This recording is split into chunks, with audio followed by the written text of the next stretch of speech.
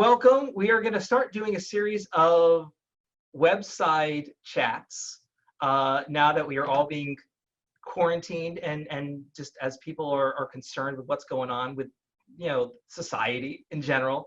And so today we are joined by Ellis Mass. Say hi, Ellis. Hi, how are you? Ellis is an extraordinary business coach. And what kind of started this conversation is that he and I were talking the other day about the Stockdale Paradox. And the Stockdale Paradox comes from the book Good to Great by Jim Collins. He's got showing the book. And it really it resonated with what we're kind of experiencing today. So Ellis, kind of chime in and tell us quickly about what the Stockdale Paradox is. Stockdale Paradox is one of my favorite things that Jim Collins included in the book. It's about a guy that you may or may not know of named Jim Stockdale. Most of us who do know who that is know him from a failed vice presidential bid. He was actually Ross Perot's running mate as vice president back in the 90s. And most of us who remember him at all remember him being completely bewildered and out of place at the vice presidential debate where he literally said, "Who am I? Why am I here?" But what most of us didn't know is that he was also like an incredibly badass war hero.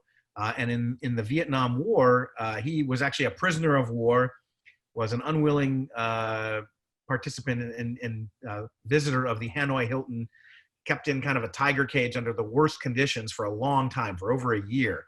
Really tough as nails guy, and survived it and thrived, went on to become an admiral. And he developed kind of a philosophy, a way of thinking that later became known as the Stockdale Paradox. Excuse me for a second. Not coronavirus, just the throat. I'm glad we're doing this via video conference right now. Yeah, exactly. I'm good. I'm quarantined 7 to 10 days anyway. So anyway, he basically, the Stockdale Paradox comes down to this. You have to have two things in your mind at the same time that are very difficult to hold together at the same time. That's why it's a paradox. You have to, number one, be able to confront the brutal facts of your current situation.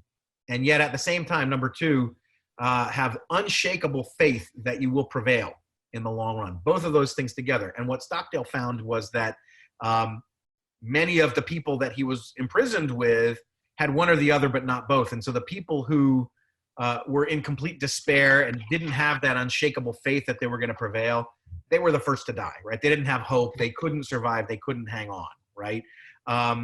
But even the people who did have that faith that they would prevail, but were kind of oblivious to the facts and the reality of the situation, were overly optimistic and said, you know what, we're going to be out of here by Christmas. Everything's going to be fine. Well, Stockdale knew that there's no way, based on, we're never getting out of here by Christmas. It's going to take way longer than that, but I know we'll get out of here eventually. So the people that were able to hold both of those things in their mind were the ones that survived and thrived. And Jim Collins applies that to business. As leaders, we have to be able to confront and recognize the situation that's happening on the ground.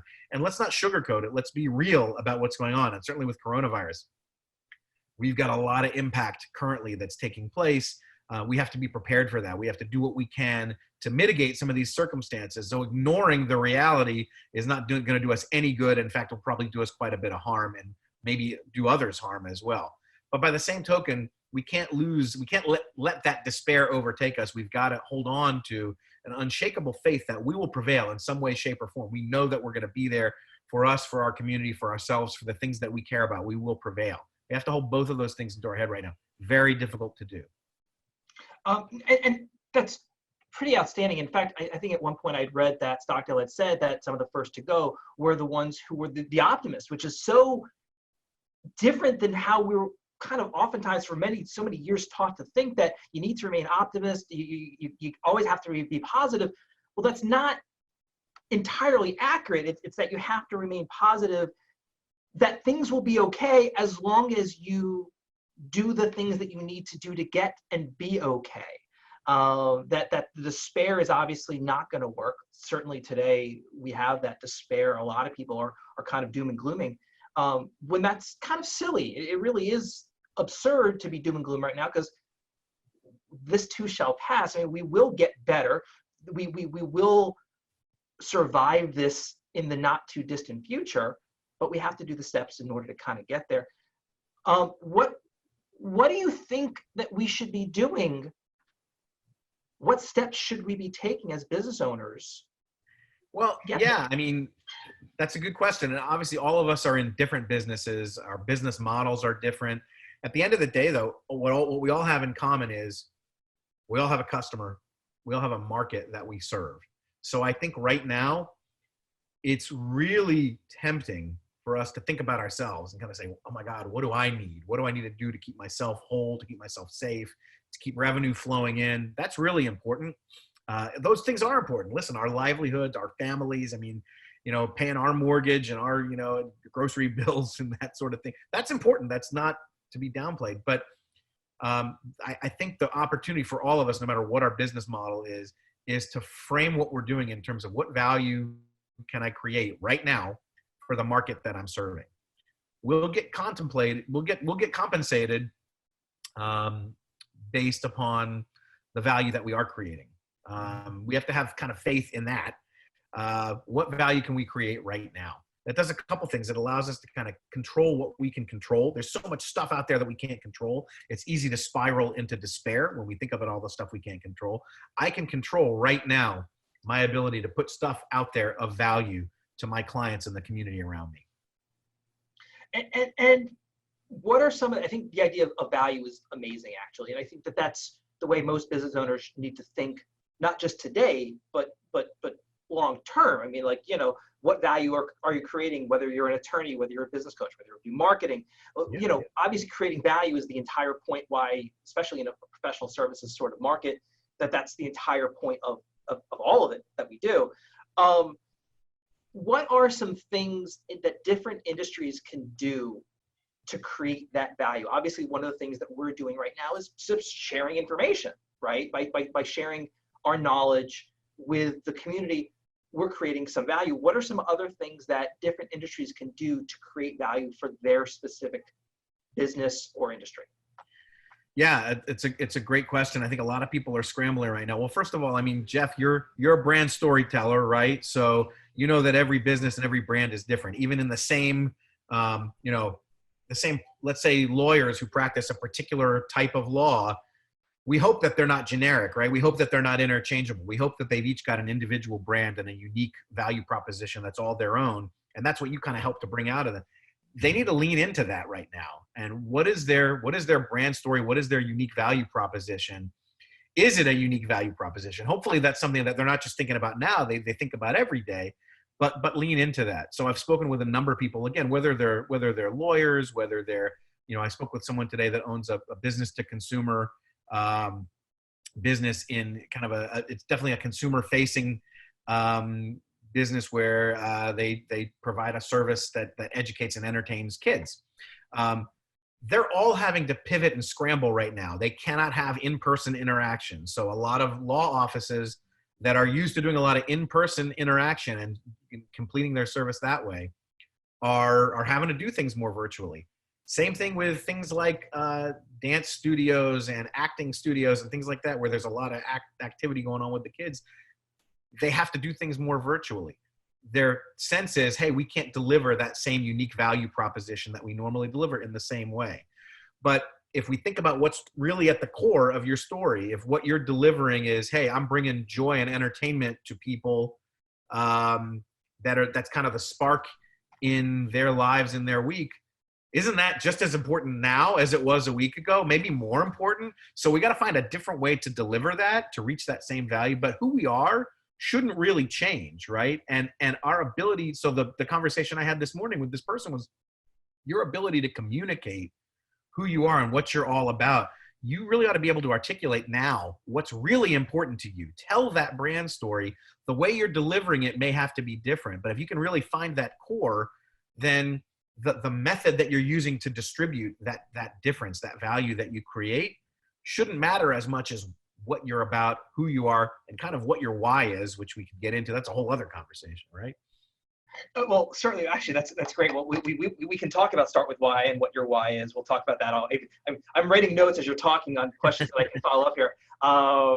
But so you mentioned, that you're dealing with, that you spoke and are working with, a client that's doing, children's services and children's activities and dance studios, and obviously, and simply them providing their services in some capacity, even if it's not for pay right now, online, is an amazing way of creating value. And that when things do normalize, which they will, we know that they will, kind of goes back to the Stockdale Paradox, knowing and having the complete and total confidence that things will get better.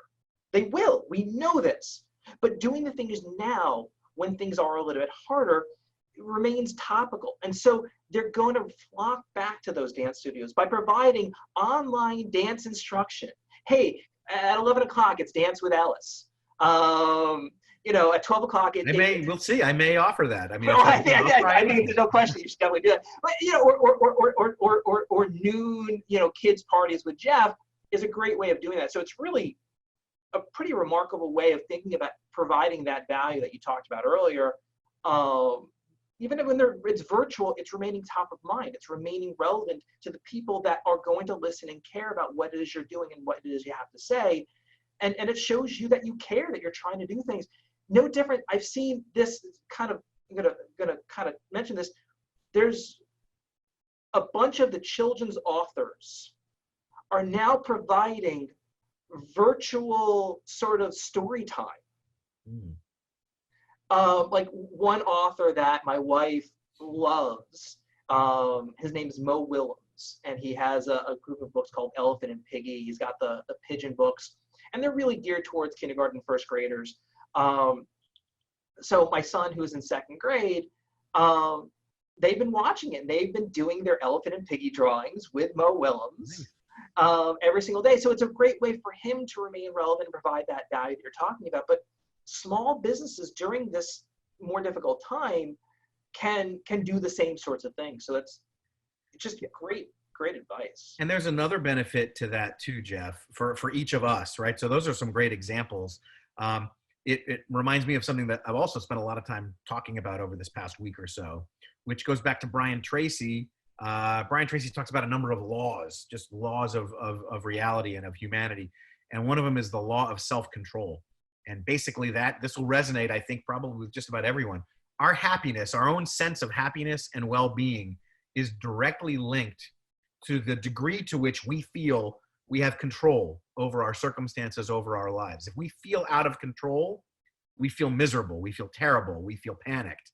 If we feel like we're in control, we feel a lot better about ourselves. And the thing is, with all the stuff going on, we can't control the fact that there's a virus out there, the fact that these numbers that we keep hearing about are going up and up and up. We can't control what the government's going to do in terms of restrictions to us. We can't control. We actually can't control. We can't control. We can influence, but we can't control whether our clients or our customers are going to continue to come to us and pay us. And a lot of business owners are concerned about, you know, as this economy, you know, kind of happens around me, are my clients going to dry up? Are people going to say, I don't have money right now, I have to withhold that?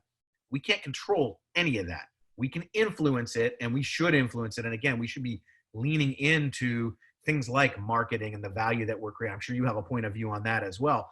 But what we can control completely is I can control the extent to which I'm focused on creating that value, putting that value out there. I can't control whether I can't control someone else's actions. I can completely control my actions. So I'm going to continue to create that value. And those things that you talked about, those examples of people creating things that are of value to other people and that are on strategy and on brand for who we are and what we do, that we can control completely. So in addition to actually putting value and creating value for others, it's also beneficial in helping keep us focused on what we can do. We feel a lot better as a result. We frame our thoughts, that drives our feelings. We can kind of get out of that cycle of despair and get into that cycle of, okay, I'm going to claw my way out of this thing and I'm going to help us all one step at a time. Helping others makes us actually feel great. Right. That drives good action instead of counterproductive action. That's going to drive results and ultimately success, even in the face of major challenges. I think it's extraordinary. And I think that the Brian Tracy concept about controlling what you can kind of control. You know, at the end of the day, that's what we're talking about is you know, you can't control the plane going down if you're not the pilot. But you can control how you act and the people that you help around you, whatever that happens. It was probably a terrible example I just used. So I'm going to apologize for that. But no, I think it's great. And it's doing the things that you can do in the short term, which is really so consistent with what we started with and what we led with, which was, you know, the Stockdale Paradox of doing the things that you can do, the steps that you can take. And I'm kind of reminded of the whole, you know, the kind of the cliche of, you know, how do you eat an elephant? You know, one bite at a time. Yep. We have an elephant in front of us, and spending time and taking a chunk out of it every single day, and waking up every single day and providing that value, controlling what you can control is a really great thing. Do you have any other sort of snippets that you think are really applicable to our current circuit? I mean, like the Stockdale and the law of self-control is pretty exceptional. What else do you think really applies in this circumstance? Yeah, along the same theme, Jeff, I'll throw one more out there, which is there's another book that comes to mind that is one that I tend to recommend a lot, again, in good times as well as challenging times. Since you may be familiar with this one, it's called The Go-Giver by a guy named Bob Berg. I had the opportunity to work with this guy a little bit directly back in kind of a previous life. This book, it's actually a very slender book. It's The Go-Giver. It's about having a giving mindset and a giving mentality. So it's kind of related to what we're talking about creating value, putting the focus on what can I give others, what value can I create. But I think the important thing to say about that is this is not just like, let's all hold hands and sing Kumbaya, right? This is, again, think about this in terms of good times, right? The Go-Giver, it's about how can I give, how can I create value? But in this book, it's framed around the 5 laws. He also calls them laws, right? The 5 laws of stratospheric success. How can you be individually successful, right? Stratospheric success. Who doesn't want that? I want that. You want that? Yeah, we want stratospheric success. Define that however you want. Material, financial success, whatever. We all want to be successful. The way to be successful, the way to give yourself individual success, material success, financial success, is by adopting a giving mindset. This book is written kind of like a storybook. It's actually kind of a fun read. It's a quick read, right? It doesn't take long. I would highly recommend going and getting The Go-Giver. It's a really good book. I'll lend you a copy next time I see you, Jeff, when we're allowed to, be unquarantined here. But it's a fun read, but it kind of makes sense. It resonates. If you put your focus on the value that you're creating for others and what you're able to give people, you have to be willing to accept the value that's going to come back to you in return, but you don't have to emphasize that. You don't have to let that define your actions. This is a great strategy and philosophy to lean into right now as well. Well, it seems like it goes back to, and I haven't read the book, so I will absolutely It's a good one. And I may end up like just jumping on Amazon and ordering it now rather than even waiting to see you, because I don't know when I'm going to get to see you next. Who knows? Hopefully soon. But it kind of goes back to the idea of general core values, and that's one of the things that, in my business that I personally subscribe to is kind of hiring based on core values as well as kind of competencies, is where is a person core values and kind of where do they place the value of their actions on an everyday kind of basis. I mean, it kind of goes back to, as you know, I'm pretty heavily involved in Rotary, and in Rotary we have something called the 4-way test of the things we think, say, and do. And it kind of goes like this: is like, first, is it the truth? Second, is it fair to all concerned? Third, will it build goodwill and better friendships? And fourth, will it be beneficial to all concerned? And it kind of goes back to the idea of giving value and being a good person. But I love the application of it from a business perspective, because it sort of shows the relevance of, people do business with people that they know, like, and trust. And by showing that value, creating value, being a person that either creates value and or solves pain is really the success points that most business owners sort of have, I think, right? Yeah, absolutely. And Jeff, it's funny because I want to know more. And I know you're the one asking the questions here, but I just gotta so in the past week or two, Yeah. what's the best example? Because you meet with business owners all the time. You're talking about helping them build their brands and build their businesses. What's the most interesting or noteworthy pivot that you've helped someone kind of talk about or think about over the past week? I'm sure there have been a number of them. Well, it's not where it's a specific pivot, because I don't think that pivoting is the right play for most businesses. Obviously, you can always pivot and go more e-commerce and things of that nature.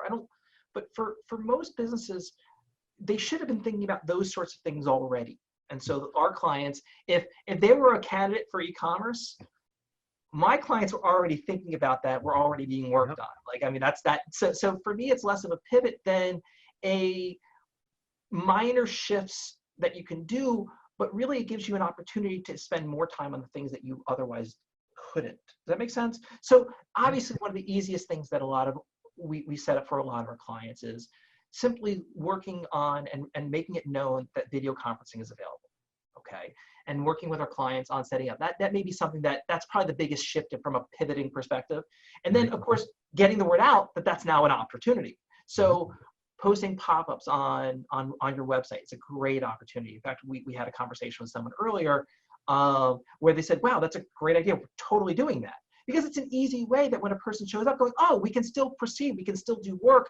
And I think it shows a few things. One, it shows a forward-thinking mentality that you're now available in a non-traditional way, which is already a positive from a kind of personal perspective, but also it gives you an opportunity to do business when people otherwise might not be willing to do business. So that's the first thing the closest thing to a pivot. The other things that, in my opinion, and I know I fall into this trap too, small business owners tend to work in their business and not necessarily always working on their business, which is why bringing on a coach like yourself can oftentimes be a really important part of building your business. So it gives you an opportunity to have a little bit of distance, like that 500-foot view that maybe when you're in the middle of the weeds, you're about to say something. No, I'm illustrating what you're talking about. We're lifting people out of having that ground level view and kind of letting them take a bird's eye view. When you're in the middle of answering client phone calls, you're not thinking about the next steps. You're just answering the phone calls and dealing with the client circumstances that they're looking for, whatever that happens to be, whether you're working on the logo or you're developing a marketing plan or whatever that happens to be.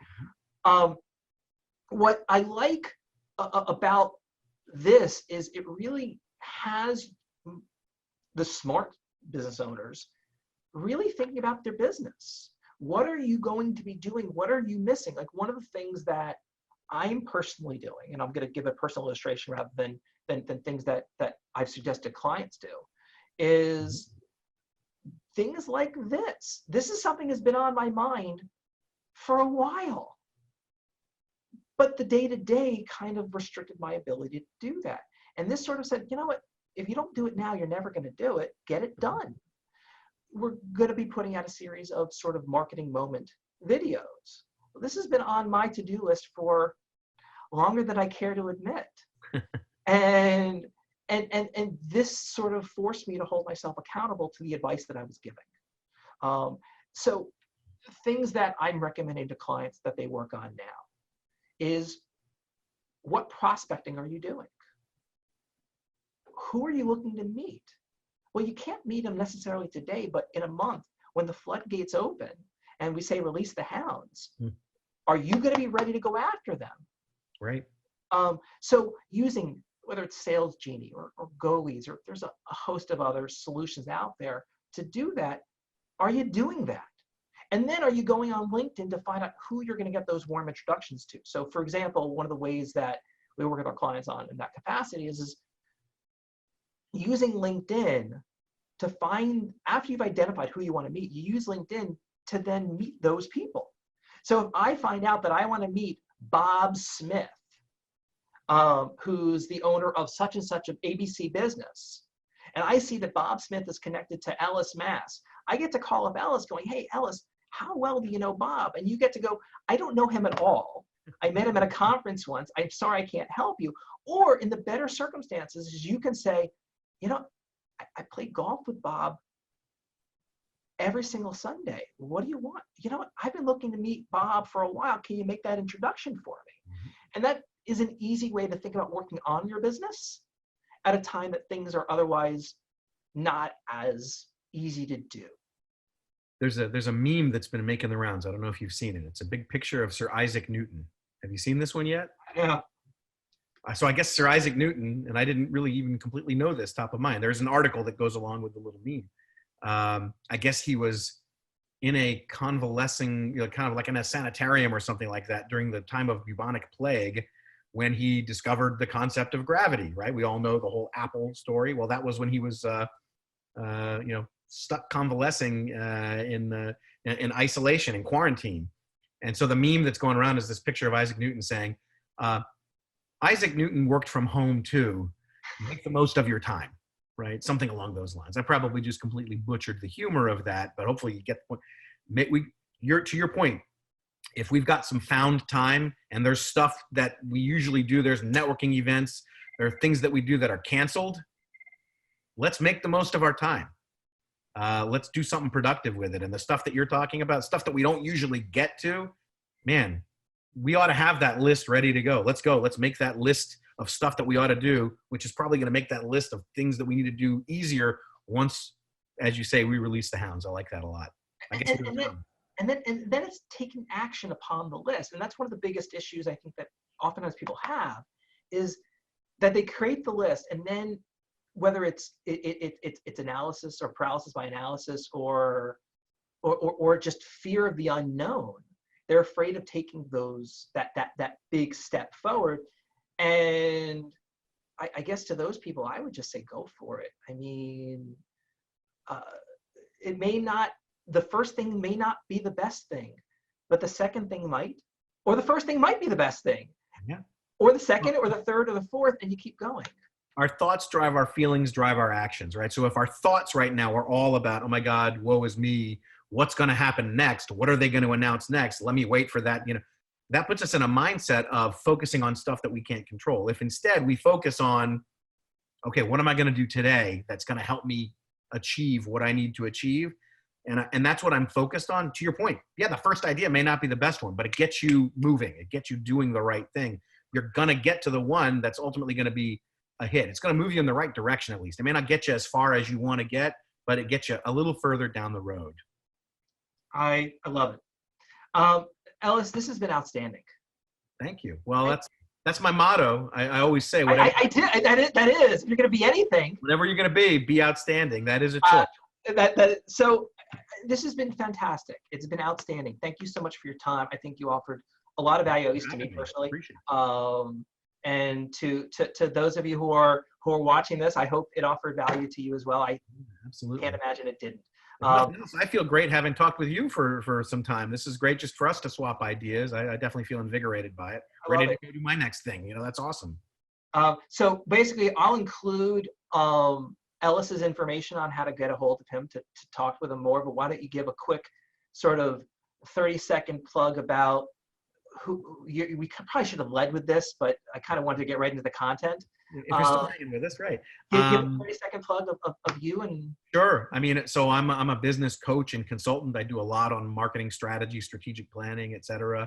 I partner with smart business owners and leaders who are great at what they do and looking to drive outstanding results. So if you have an interest in talking about your business, give me a buzz, or you can actually even book a 20-minute consult call at my website, which is coachellismass.youcanbook.me. That's the easiest way to do it. Awesome. And for the people that are going to see this through Ellis's channels, I will give a quick synopsis on me. I'm Jeff Kossick of Flying Chimp Media. We drive your success through creativity and passion. And how we do that is through storytelling. We find that unique thing that makes you special. And then, of course, what good is a story without an audience to hear it? What we do, websites, search engine optimization, social media, video. We're a creative marketing agency. We help build your brand and graphic design, all that kind of fun stuff. If it's marketing related, we probably do it, or we work with a series of outstanding professionals that can So, Ellis, thank you so much. Have a wonderful day. Be outstanding, as I know you are, and I'll talk to you soon. Awesome. Talk to you later.